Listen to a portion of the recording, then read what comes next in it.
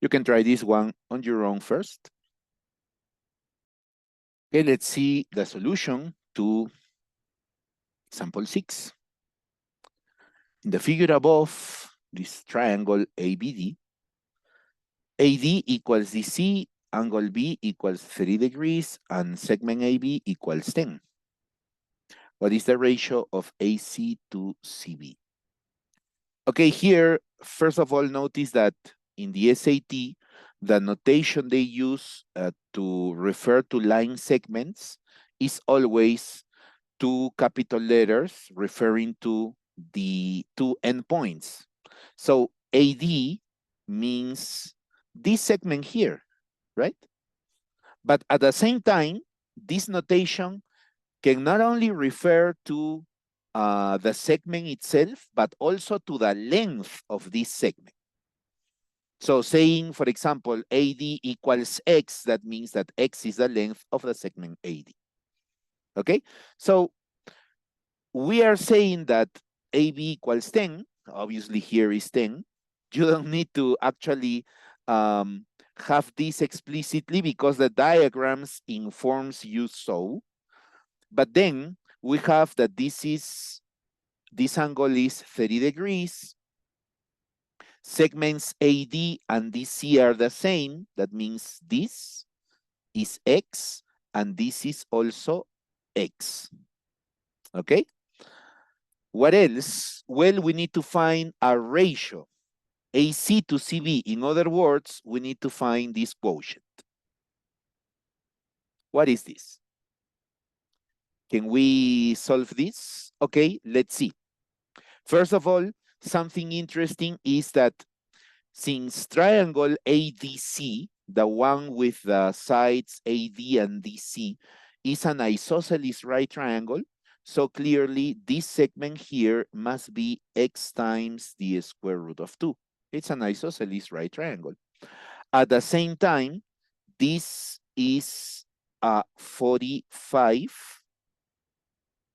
and 45 degree angle.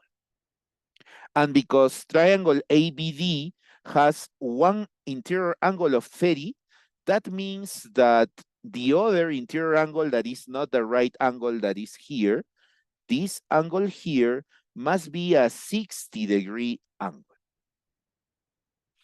So how do we find AC to CB? What is AC? Take a look. AC is this part, is this side here that we define as X multiplied by the square root of 2, right? We can say that in terms of X, AC equals, is the hypotenuse, so it's X times the square root of 2. What about CB? CB is this side. Can we find a connection between CB and X? Well, think about that for a moment. If this is X and the hypotenuse is 10 in triangle ABD, it follows, because of the properties of the special triangle with angles of 60 and 30 degrees, that this must be half of the hypotenuse, that is to say 5. But if this is 5, then what happens? Well, obviously, the connection between the shorter length or the shorter leg and the longer leg, that is all of this. This is the longer leg. What should be the longer leg in terms of X? Well, according to the properties of this triangle, 60, 30, and right angle, if this is X, this should be X times the square root of 3. So what is the length of DB? DB would be actually 5 times the square root of 3. Okay, good. Now, what about CB? CB plus X is dB, that is to say 5 times the square root of 3. So according to this equality, the length of this side, the segment CB, should be 5 times the square root of 3, take away x. Okay? So now, if we substitute this expression here,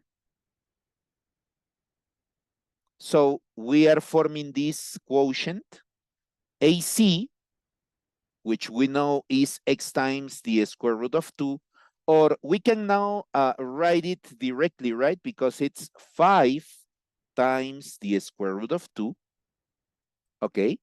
And divided by CB, which is 5 times the square root of 3 minus 5.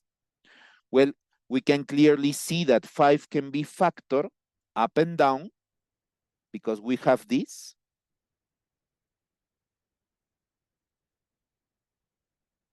And we have, sorry, square root of 2 is missing. Square root of 2 divided by square root of 3, take away 1. It corresponds to option